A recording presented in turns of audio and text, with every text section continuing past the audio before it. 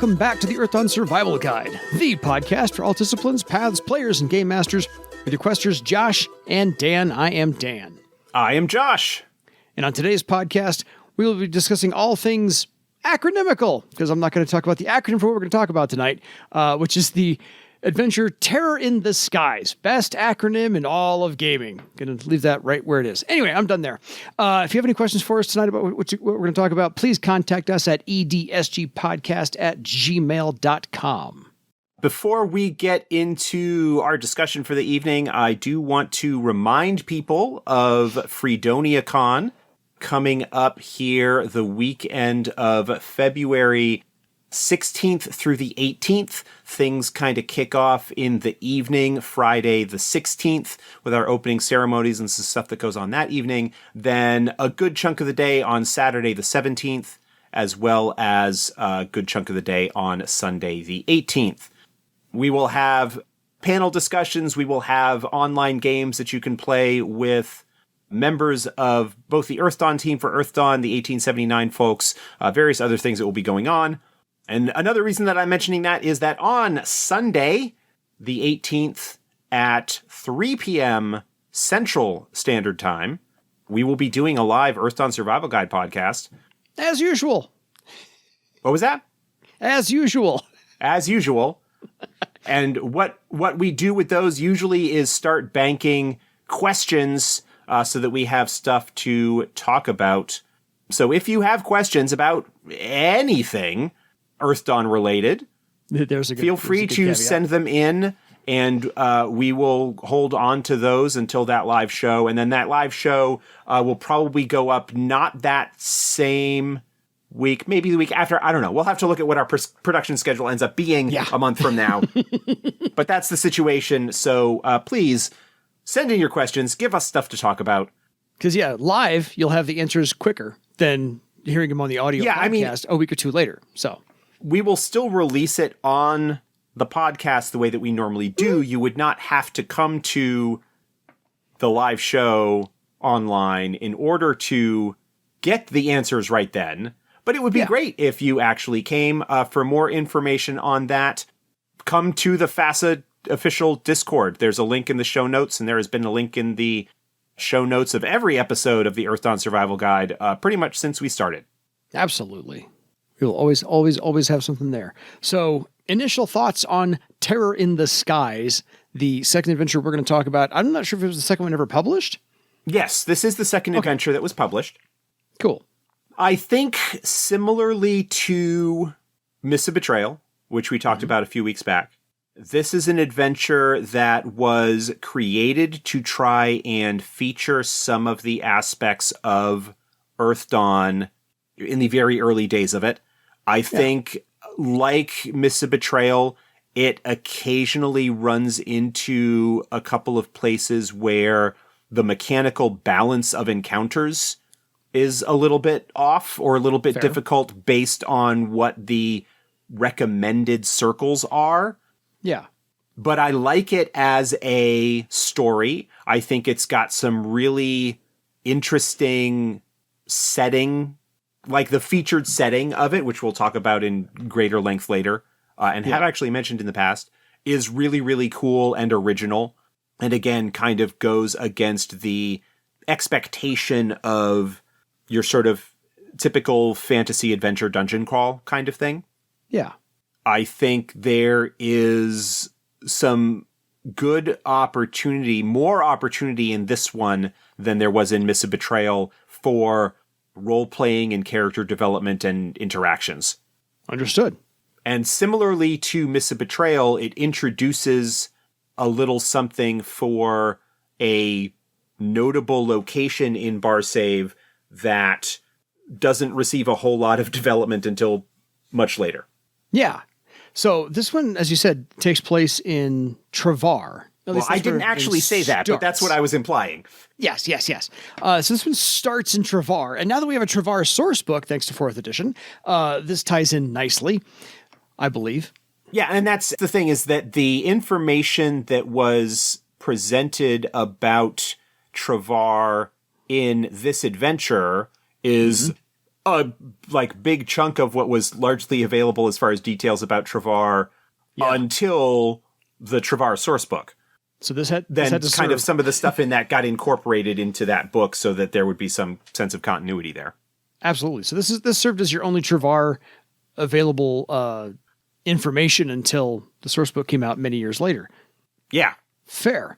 So as you said, this one is written for 6 to 8 characters, again, of first, second, or third circle. So that's kind of a big difference of if you have 8 first circle characters or 6 third circle characters, you're dealing with a range of abilities and, as you said, kind of power level for what everybody can actually do. I could see whittling this down.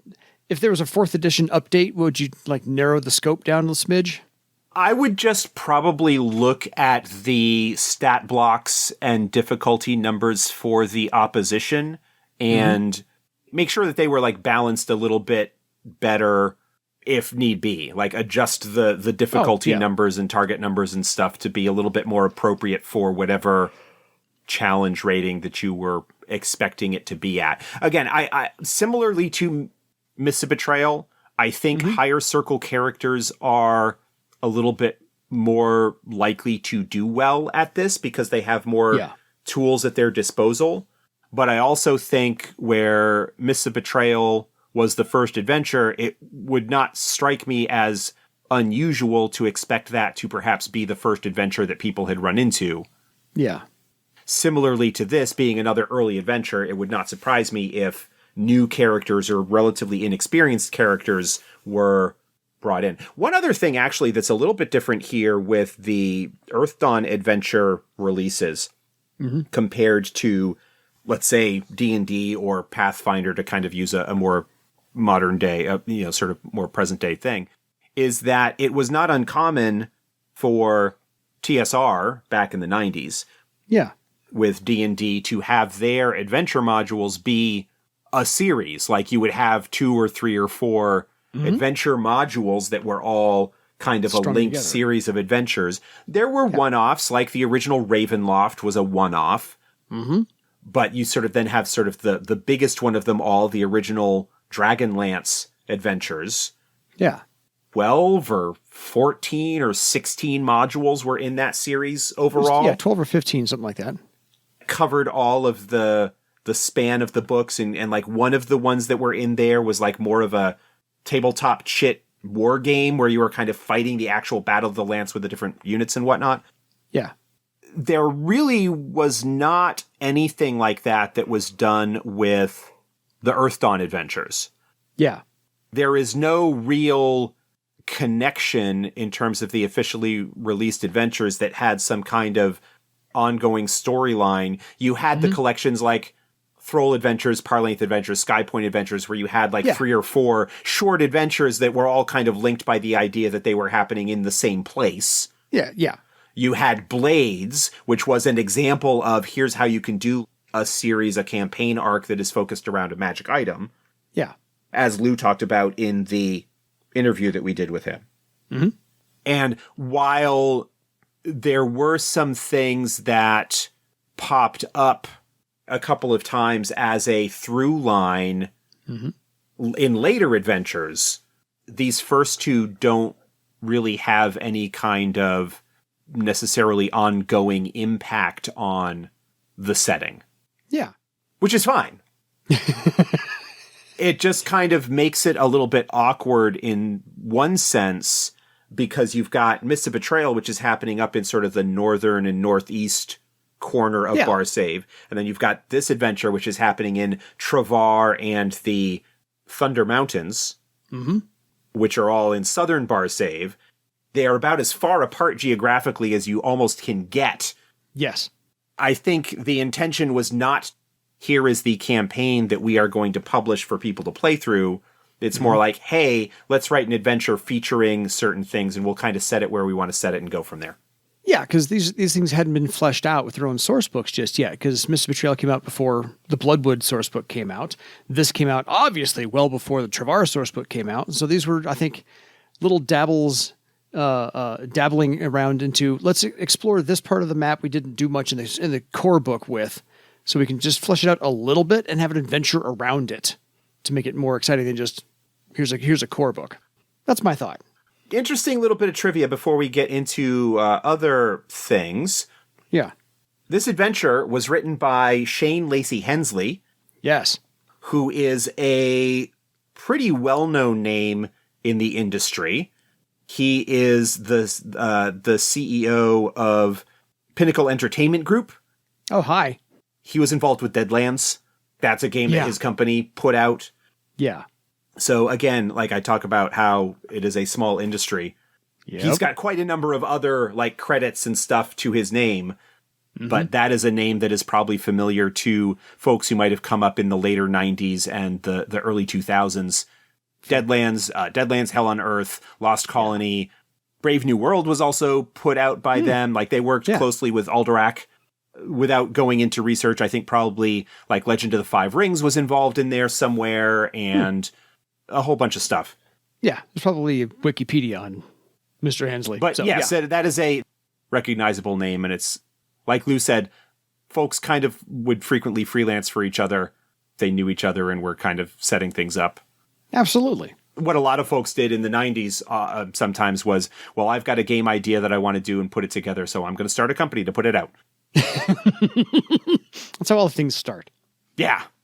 Absolutely. So I like also the Terror in the Sky starts with a very small short story to kind of give background setting, because Earthdawn's always been very story heavy, and I appreciate that about Earthdawn. So Darkness Falls is a short story that's there. I'm not going to get into it. Buy the book, read it, knock yourself out, because it sets up everything for you, and I'm not going to take that away from anybody. But this whole adventure centers on the idea of there are some flying horrors, which are unique to this book. And what they have been doing is terrorizing some shipping lanes in and around Travar, airship shipping lanes. And so the adventurers, at the end of the day, at the end of the entire thing, need to go retrieve an item, a magical spell book called the Tome of Banishment, and use it to banish the horrors outright. That's the entire premise. Yes. There's a little bit more to it than that, but yes. That's the 50-word sell. That's it. That is the surface level of what's going on. And as is the case with a lot of adventures, the group finds out that there is more going on than they thought at the beginning. As there should be. So it kind of starts off with the same, you all meet in a bar. Yeah. Trope. In this case, the group is having dinner at an inn in Travar for whatever reason that they might be there. Picky palate. That's fun. Yep. And there's a thing that happens where a ship that is inbound to Travar has been attacked by these flying horrors. Yep. And it turns out that the waitress that is waiting on the player characters, her betrothed, her boyfriend, significant other, whatever. Fiance, whatever the relationship is, is on board and is killed as a result of what happens because, with this attack happening, Air Warden Grimsby, who's in charge of like the civil air patrol, essentially, of Travar, comes in and says, hey, we need people to help deal with this. It's coming in. It's been damaged. Things aren't great. And come help us put out the fires. The opening encounter involves dealing with the aftermath of this airship crashing into the city. Yes. And causing problems, setting some fires, giving player characters a chance to like do some heroics, save some lives, interact with Kathleen, who's the waitress. Yes. Coming to Grimsby's attention. Grimsby. Right. Sorry, I was thinking of Grimsby. Coming to Grimsby's attention by helping out, doing these heroic acts and whatnot, and essentially getting offered a job working for the air patrol to go out on airships and help escort incoming merchant vessels to deal with the flying horrors, which are called the rakken. Yes. And whatever other issues that they might want to deal with. Yeah. The early kind of stages of this adventure, like I was saying earlier, there's quite a bit of NPC character interaction roleplay kind of stuff that you can do here. Yes. Because it doesn't assume that the player characters necessarily know how to fly an airship. So there are members of this sort of small airship, this Drakkar, that they are assigned to, that they are able to interact with. And there's some various things that they do. There's like, okay, now we're just kind of killing some time, so let's do some hull jumping. Yeah, hull jumping and like gambling and knife throwing contests. And oh, hey, look, it looks like there are these scorchers down there that are causing problems for people. Let's go help them out. Yeah. And then, like, after you have this and you build some kind of rapport with Carl and Jorlk, is that what they're called? Correct. Jorlk. Build a relationship with them and kind of forge this relationship and deal with some stuff. Then the next airship is coming in. Mm-hmm. This one, we kind of get a little bit of a eyesight of the, a little bit of an overview of some of the sites of Travar. Yeah. But then we get the next merchant vessel coming in, and the group is dispatched to go and escort them, and they encounter the rakken. Yes. The rakken, which figure very prominently on the cover of this adventure. Yeah. Think of kind of like a tapered cylinder, kind of like teardrop shape. Like a leech. Like a leech. Kind of leechy, yeah, a little bit. Mm-hmm. But instead of like a leech mouth, where it's kind of like on the bottom, it's got like this big gaping maw at the end. Maw full of teeth at the front end. Yep. The big little end. Beady eyes, big like bat-like kind of wings, and then a couple of like arms that basically end in jet engines. Yeah. Their arms kind of have holes at the end that just shoot out fire, and so they are incredibly fast and maneuverable because they can move their arms to change direction really quickly and things like that. The image that comes to mind here actually early on, and I have no idea whether this had any influence on some of the stuff that they were coming up with when they were writing this adventure, is the original Top Gun. Yeah. You had the Tomcats, the F-14s, going up against the high-end MiGs, and how those like were presumably faster, more maneuverable, and better fighters. But of course, Maverick wins the day because it's Tom Cruise, and we're Americans, and rah-rah, USA, USA, USA. Not to mention oiled up Val Kilmer on the beach playing volleyball. Because who couldn't fall for that? And Kelly McGinnis, was the actress's name? Kelly McGillis. McGillis. That was close. Yes. Anyway, but that's like the idea is that the player characters are on this Drakkar, which as far as airships go is relatively small and nimble and quick, but they are outclassed by the rakken when it comes to that. Yeah, because... So things are complicated by what the rakken do is they fly circles around the group and are trying to set fire to the airship that's coming in. Yeah. Because of their maneuverability, it's generally difficult for the player characters to affect them. They've got decent defense ratings and armor and stuff in general. They've got like a physical defense of 12 with 10 points of armor. They are fast, they are physical, they are tough. And there's 2 or 3 of them? Like there aren't very many of them, but but basically the crews of the escort ships as they currently stand don't really have any way of effectively dealing with them. Yeah. They might get some hits in, but generally speaking, once the rakken have caused damage, they cackle madly and fly off. Exactly. It's kind of like brutes. They're not super intelligent horrors. They're kind of in a similar class as like Nashers, which is to say they like to wreck stuff. Yeah, so I can't say it's a mindless beast, but it's pretty much, single directive type beast. Animal intelligence. Yeah. Like it likes to fly around and burn stuff and eat people. It doesn't have any spells. It doesn't really have any actual like traditional horror powers like Horror Mark or anything like that. Yeah, it's like a construct, not actually Machiavellian type horror that, we talked about in previous episodes. Yeah. It's a horror. It has karma. It's got a karma step of 12, which is scary. Nice. When you add that on top of what it can do already. It's got 3 attacks per round and an attack step of 13. They are nasty. Yeah. And they're supposed to be. Unless the player characters kind of get lucky in terms of just like really not defeating them, but just putting up enough of a fight to drive them off and prevent this new ship from getting wrecked. Yeah. Then at that point, Grimsby calls them into the office like the next day or the day after and says, hey, I got this letter, which indicates that there was this item called the Tome of Banishment that we might be able to use to get rid of these things. So we don't have to kill them. We just have to get close to them, perform the ritual or whatever we need to do with this book so that we can banish them, and then problem solved. 2 issues. Well, 1 issue, really, and that is that the last place that the book was known to be was in the hands of a Windling tribe that retreated into a care prior to the Scourge, and that's probably where the book is. Yeah.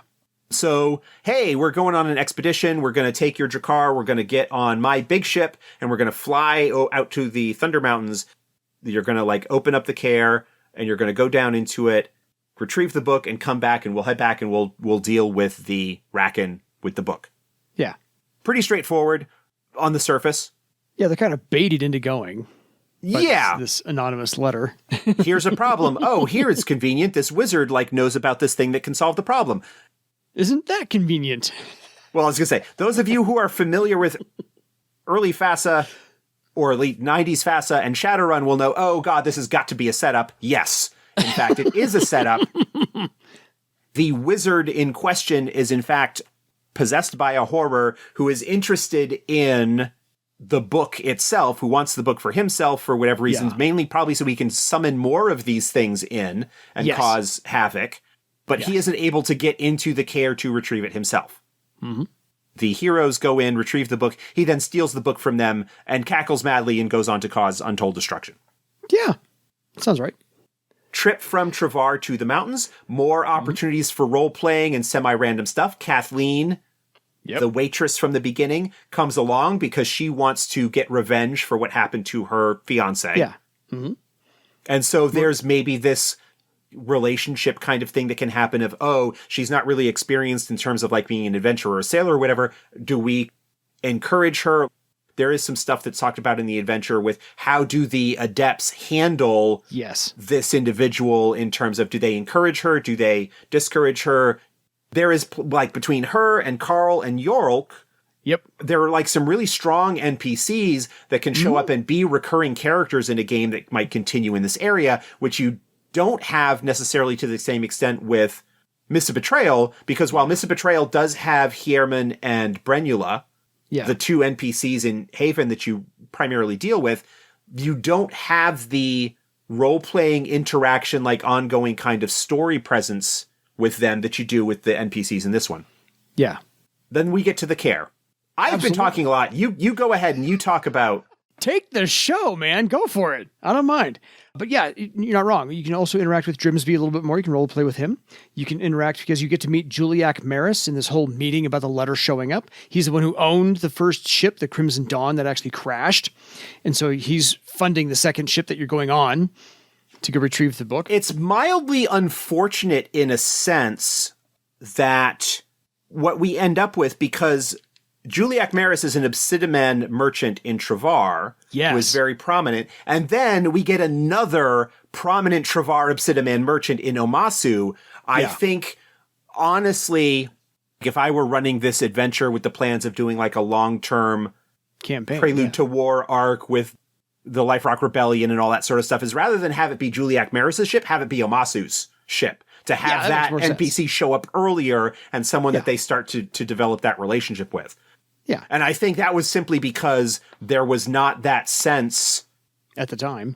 They sort of had Omasu as this basically name in a book attached to a picture. And as Lou said in the interview, oh, this is cool. Well, we'll tie him into this. They could have done the exact same thing with Juliak Merris. Absolutely. Prominent Obsidian merchant. They are sort of interchangeable. And I think that, all told, like a minor issue. But if just you're looking at a ship, done. That's as a broader sort of campaign, epic storyline kind of thing, it's probably better if you're going to have it be Omasu, and you should, because Omasu is awesome. Absolutely. Have Omasu be the owner of the Obsidian Flyer. I believe that's the name of the ship. You are correct. Rather than it be Juliak Merris, who kind of only shows up in this adventure. Yeah. He's mentioned in the Travar source book because he's mentioned in this adventure, but it's really Omasu that if I could sort of retcon things, that's probably the big one that I would do. He's the star more so than Juliak Merris character. Yes, absolutely. Because as you get on the Obsidian Flyer, and before you get to the Care, you have the Orc Scorchers nearby. So a little taste of combat as well. More, I can say ground combat, but there's the option for Orc Scorchers or which I think really, since you're doing airships, I would change the Orc Scorchers to Troll Raiders. Possibly. I think part of what is going on here with the Orc Scorchers is that the fight with the rakken is the first real combat of the adventure. Yeah. It's a tough fight. It's one that the player characters are, in some ways, like, maybe not intended to lose. You're supposed to lose. Yeah. It's not necessarily that they're supposed to lose, but it is supposed to be clear that even if they manage to protect the ship enough, these things are out of their league. Yes. These things are like beyond the capabilities of anybody to really effectively deal with them at this point. And so that is apt to be, especially if things didn't go great and the ship is lost. The Scorchers, I think, is supposed to be here is a guilt-free opportunity after that frustrating fight to go in and just kind of stomp some bad guys. Yes, absolutely. It breaks up the trip, gives them an opportunity to perhaps further that mentorship relationship, possibly with Kathleen. There are some opportunities there that provides to kind of break up the monotony of the travel, provide an opportunity for some like fun, you can handle this combat you can handle stuff. This fight. You can handle this fight because you had a rough fight before. You are going to have rough fights later. Yes. Here's a little bit of fun where you can have some characterization development, role-playing, relationship building, whatever with your crew. Yeah, and your self-esteem boost. As you said, the horrors are supposed to be out of your league, and it's to illustrate that this is how much you need this book. And so after that fight, here's the self-esteem builder, here's the fight you can handle to know the difference between what you can't and what you can and why you need the book. So I see that. So like I said, to update, since we just did all those troll moots, back at episodes ago, I would change this from the Orc Scorchers. Since you're on an airship, why would you land and fight Orc Scorchers? Really, I would just say you have this other airship come in from a certain troll moot, pick one, and do that fight instead, because they will jump on the ship and raid it. So that's one possibility. Have the raiders, rather than be Scorchers, be Crystal Raiders attacking the same kind of situation, and you have to deal with them instead. Maybe even get a little bit of a preview of the airship combat stuff that becomes kind of important later in the adventure. Absolutely, because in the back of the Terror in the Skies book are airship combat rules. The very earliest version of those for first edition. The very one, yes. So then you actually get to Talon Care, or Care Talon, I forget. Talon Care, yeah. Yeah, Talon Care. This is of Windling design, and there's a map on page 42, and you will exactly understand how different it is from your regular old-fashioned dungeon crawl, that if you've played any of those other games up until this point, this one completely blows your conception of it out of the water. Well, it's in some ways, yes. Yes. Because nothing in there is square. There's that. There's also the fact that it is a care that is designed for windlings. Yeah. And we've kind of talked about this before, how it makes it difficult for most name givers to easily move around within it and to deal with this environment where you've got a population that would not have had any issues whatsoever with being able to fly around. And so it's very vertical in a sense. Yes. In that way, like, it's an environment, it is a place, it is an actual place that feels sort of lived in and that it has a history and whatnot. But because of some stuff that sort of came to light recently, I mentioned this is like a completely sort of related but brief sidebar. Unfortunately, we lost Janelle Jacques. Yes. The longtime artist and designer and RPG luminary, really, that had been part of the industry going back to the mid-70s. Her history in the industry goes back just about as far as anything else. Yeah, almost to the inception of. Yeah. She did some art for Earthdawn. The winning smile picture from first edition. Yeah. That's hers. She often brought a certain amount of wit and humor to her stuff. Yeah. But she also, like some of her early work for Dungeons and Dragons, it was independently published. It wasn't necessarily through TSR, but was adventure scenarios. And hers were some of the earliest examples of areas that you just kind of go in like hex crawl style, rather than a dungeon like, say, the Tomb of Horrors. You've got an area. There's Dark Tower. There's a classic adventure that was hers. That actually Goodman Games, I think, is doing a re-release of here. I think that's supposed to be coming out this year. But anyway, the idea of the dungeon, quote unquote, as a place, as a sort of living community, that's not something that's new here with this. It just feels like this is more of a hark back to that style rather than perhaps the more traditional, like, steading of the hill giants and those sorts of things. Agreed. Yeah, because you enter this care in a completely different fashion than I think people are used to. You have to enter it vertically. Yeah. Instead of... You find the door, you open the door, and you find basically that a short way inside the tunnel, there is an elevator that then takes you down the shaft into the care. And of course, because it has been quite some time, the elevator is not in great shape. In fact, it doesn't even really have a floor anymore. You just kind of need to cling onto the metal frame of it. If you put too much weight on it, the rope might snap and send everybody on it plunging down hundreds of feet into like a cistern down below. I potentially causes its own problems of, well, how are you going to get back out? Well, because falling damage is a thing. Yeah. Fortunately, like the cistern kind of helps, like, because there's water there that is going to lessen things a little bit, but part of the problem is that on the way down, you get attacked by blood bees. This is where they make their first appearance. Debut. Oh yeah. Giant wasps, essentially, that like attach themselves to you, reminiscent of the Sturges from Dungeons and Dragons, where they basically latch on and start draining your blood. An individual blood bee is not that bad and probably not much of a challenge for the characters that you would have in this, but there are a lot of them. It's a swarm, and that's it is not a swarm, and basically the idea is really that you just kind of need to fight them off long enough to get past where they are nesting in the shaft, so that you can get down into the next thing. Yeah, because I've run this twice, and in the first time, I think I had 2 or 3 orcs on that platform, which is a lot of weight, and the second time there was an Obsidian, which is again by themselves, just a lot of weight on that platform. So. That was interesting for me. I've not run it with anybody who's fleet of foot character. But that was just me.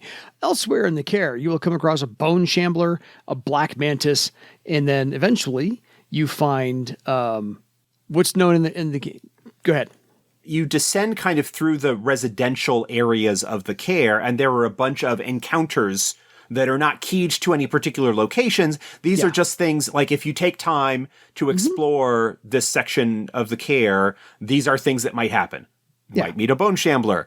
Again, first appearance of that. It showed up again in the Parlength box set. Same with the black mantis. Yes. Both of those are nasty in their individual ways. The black mantis especially, because of the number of attacks it gets. It's not super tough. Like its physical defense is 10.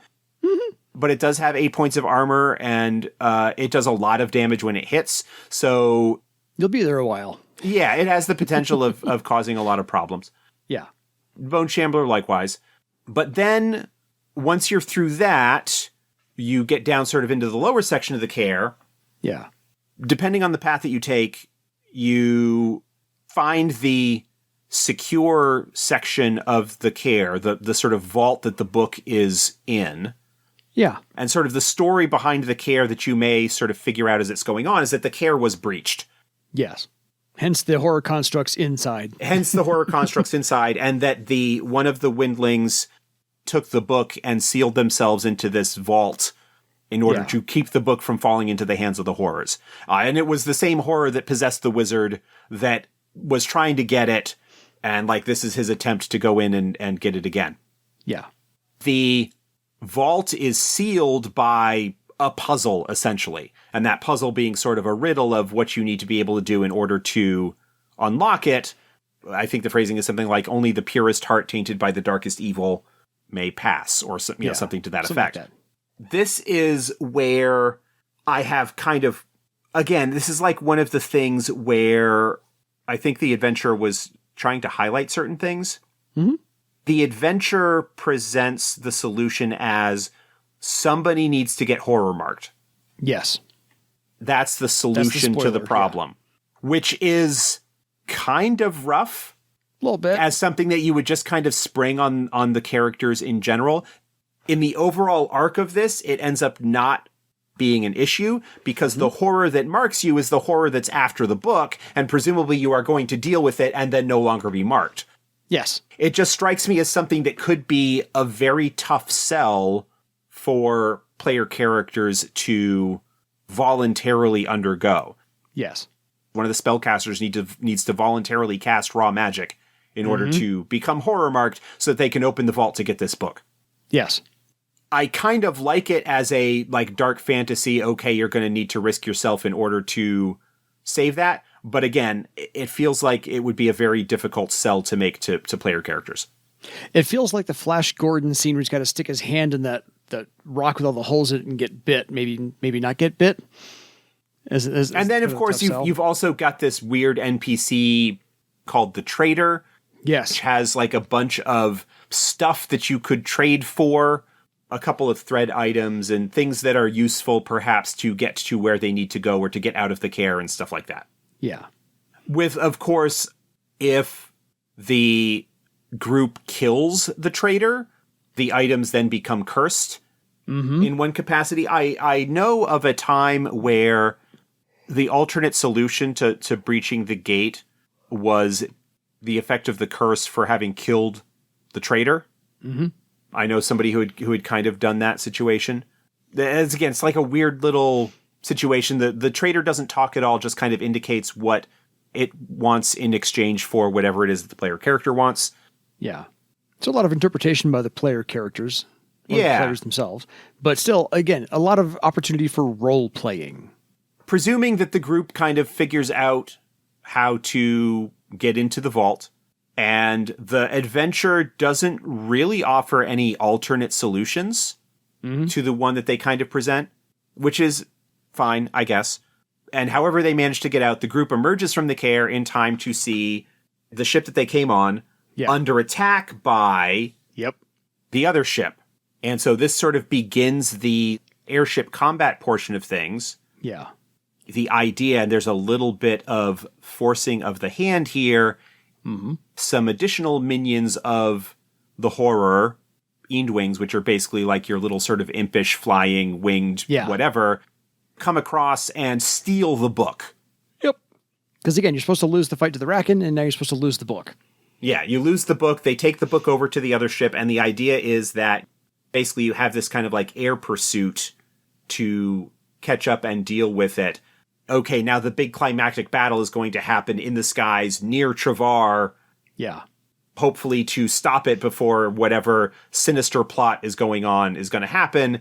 And it leads to this tough fight against the crew, quote unquote, of the airship. Yeah, the Shadow Skulker is the bad guy's ship.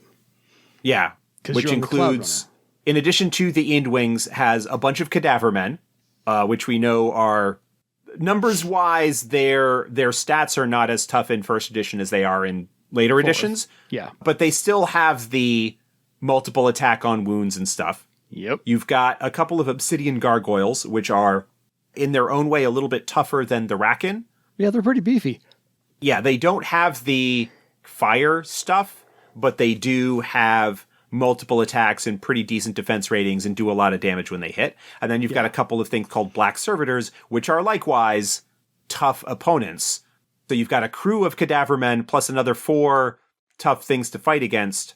And then the task is that one of the player character magicians gets a hold of the book.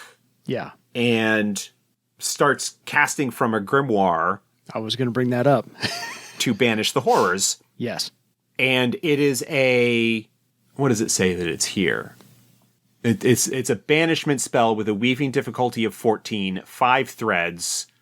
Yeah. With a casting difficulty of the spell defense of the horror, which is spell defense of 11. So, doable. Doable.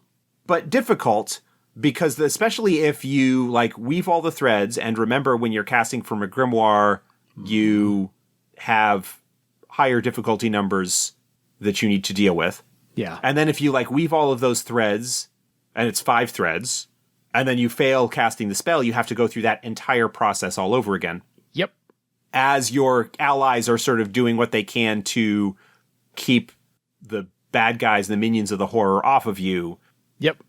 The numbers are not as out of whack as they were, say, with the Mist fight in Mists of Betrayal. Mm-hmm.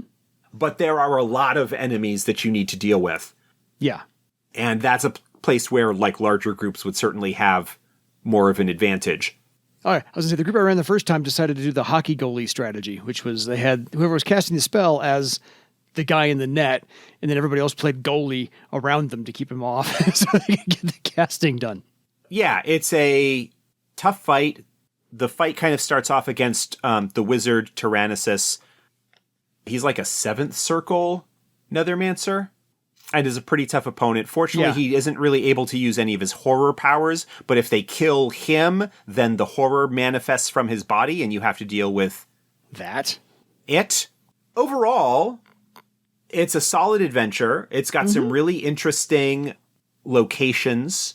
Yes. Some really good opportunity for character interaction and role play. Absolutely. And building relationships with NPCs that could become recurring characters in later games. Completely. It's got a relic after a fashion that you recover that could become a plot hook for later adventures. The idea being that there are other horrors that are described in it that you could go after and use the book to banish them. Yeah, like half a dozen or so. Unlike Mists of Betrayal, which I think was broken down into 4 sessions, the suggestions for this one are only 2, which strikes me as quite a lot to fit in. Agreed. Session 1 is everything up to the arrival at the care, and then the second half is the care and the aftermath. And the resolution.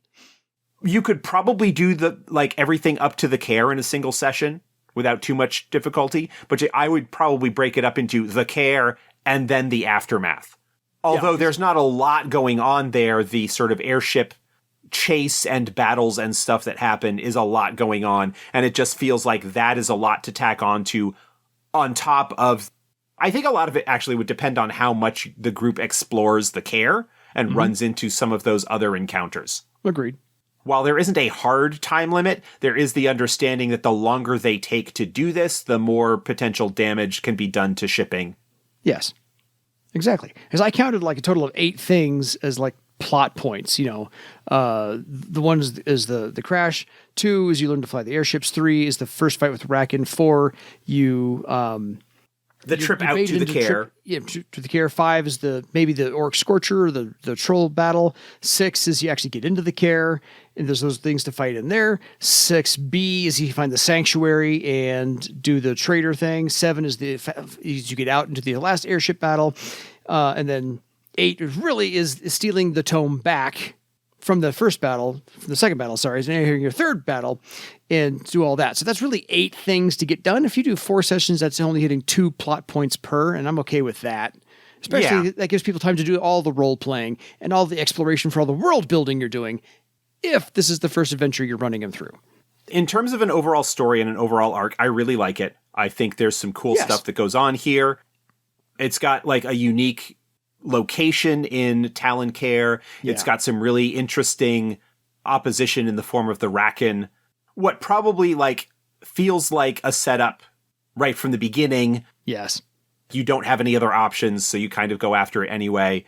I think the weakest portions of it overall are it feels a little bit railroady in the latter half of it.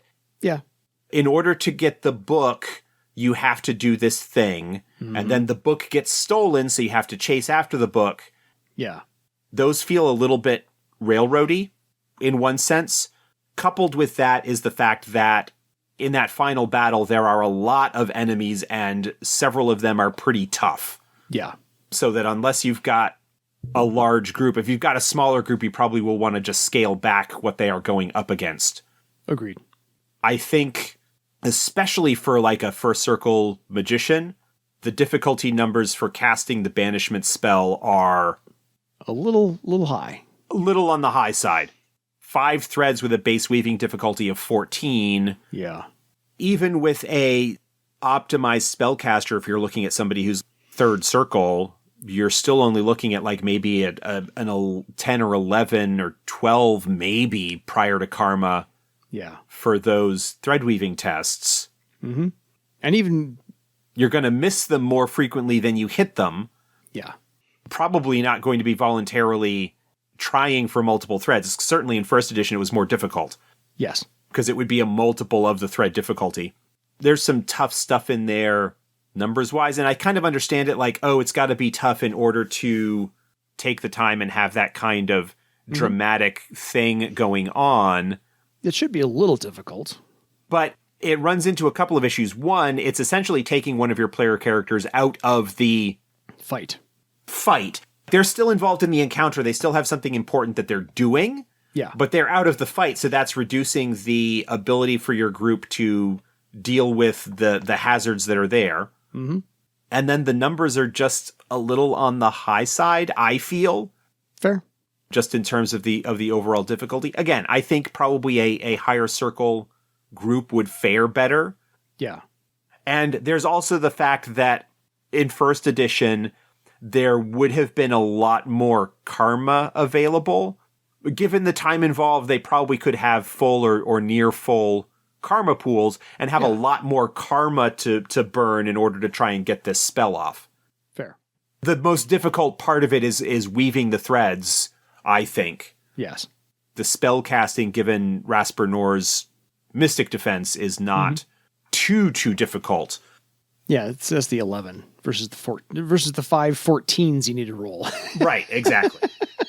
I mean, if you got I think if you get an excellent success on a thread weaving test in first edition, you do weave an additional thread without having had to declare it. It rang a bell because I think that's what I got them to do the first time. I don't have a first edition step chart or results chart handy to see what that target number would have been. I don't either. Mine's not near me. I know that the excellent success on a difficulty 10 was a 19, so it's going to be higher than that. It's probably going to be in the vicinity of the 2021 mid-20s, roughly 23, 24, 25, something like that, which exploding dice can do a lot of things, but it's probably not something you should bank on. No. But again, the idea is you don't necessarily need to kill everything. You just need to cast the spell and banish the horror. Once you've done that, all the other stuff goes away as a threat and the ship starts to crash and the group needs to like deal with that. If they take too long, then the ship is closer to the city and could crash into the city and cause lots of problems. Yes. So again, there's like a time limit pressure. There's a lot of drama and danger and whatnot involved and a lot of great imagery and role-playing and everything. It feels almost like an Indiana Jones adventure. Yeah, overall, this is, I think, a stronger adventure in some respects than Mists of Betrayal is. Yeah, it's got more settings, so multiple settings. You get Travar, you get the airship, you get the small Drakkar airship, you get the battle on maybe the mountaintop with the trolls or Scorchers, you get the care itself, you get the different levels of the care itself. The Sanctuary is a whole different thing. Then you get the other airships, the bigger the airship, NPCs. where you can actually fire cannons and the ballista and the whole I remember that now. Hold on. Let me flip to the info about this adventure also introduces ship combat and casting from a grimoire that you need to do. So it expands upon the magic rules, or at least forces you into a magic rule that you weren't necessarily maybe willing to do right off the bat as your magic casting character. Yeah, the Cloud Runner, which is the airship that you take out to Talon Care. Yeah, it's the one you're on. Looks like it's got a fire cannon on each side and 2 ballista on either side. Yes. Spear throwers. The Shadow Skulker, which is the wizard's ship, the horror's ship, does not have any armaments to like fire on the Cloud Runner. Yeah. So one of the things that you could have happen is the group takes their airboat, their Drakkar, over to their ship, and they kind of get support from ballistas and fire cannons to kind of help them with the fight. So that's kind of a balancing factor, and you could use that as a dramatic to kind of help balance the encounter one way or the other if things aren't going particularly well. Exactly. Yeah, so it's good. I like it. I've run this twice, and my friend also ran it as well, so I got to play in it once. He rearranged all the aspects of it, so the script didn't come at me the same way I'd run it before. So I've been through this one 3 times and forgot most of it because it was all 15 years ago.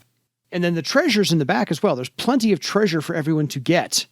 Since we did the treasures in Mists of Betrayal, I mean, these here are also, the Banesword Screech, the Blinding Stones, the Scintillating Medallion, the Servitor Sword, and the Short Sword of Dazzling Speed, the Storm Armor. I mean, you got a trove, something there for just about everybody. It's a great adventure. And again, I think it's a little bit better balanced than Mists of Betrayal was. But again, being early in the line, I think part of the focus of it was to feature some stuff that is special about Earthdawn. And again, like Mists of Betrayal, it has a horror as the primary antagonist in a way that doesn't show up quite as often in later adventures. And that's not quite true. Fair. I'll walk that back because Infected doesn't, and technically Shattered Pattern doesn't, but Shattered Pattern does involve the Cult of the Great Hunter. Blades certainly does. There are horrors that show up in at least one of the Thrall adventures and in a couple of the Parlainth adventures. I don't think there are any in the Sky Point, because that's one that's a lot more dealing with the Theron, Barsavian Resistance, Rebellion stuff. Fair. Yeah. No, I think this is a very solid entry, and I think this was also written just after the core book was done, so they had more to work with, versus Mists of Betrayal being co-written at the same time as the core book. So it was what Lou told us in the interview. So Terror in the Skies is copyright 94, so it would have come out later. Like, it was probably, again, like in development or in writing, maybe while the game was being finished up. Yeah. But it came out later. Yeah. So I think this is absolutely solid entry, period. End of story. Like I said, I've run it twice and played in it once. So as far as I can tell, this is my group's favorite one that they've ever been in, because it did feature so much stuff to do and learn. You learn airship, you learn casting from a grimoire, you learn ship-to-ship combat. I mean, what's not to love about this one? Yeah. I don't have anything more to say. Fair enough. So until next time, folks, go ride the Terror in the Skies for your legend. Good night, everybody.